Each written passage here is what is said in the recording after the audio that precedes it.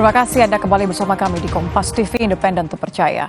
Saudara, sebuah antena microwave tower BTS sebuah provider jatuh dari ketinggian 50 meter dan menimpa rumah warga di Karawang, Jawa Barat.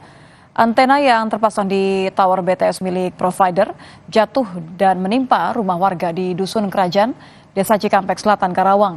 Jatuhnya antena ini merusak bagian atap rumah beserta sejumlah peralatan rumah tangga dan barang elektronik. Tidak ada korban jiwa, pihak pengelola tower BTS mengaku akan bertanggung jawab mengganti kerugian.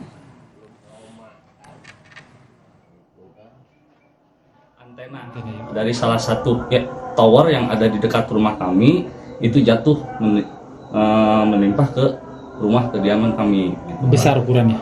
Ukuran tuh besar ukurannya. Nah, kebetulan emang tidak ada korban jiwa di sini. Cuma kerusakan banyak. Cuman ada kerusakan banyak.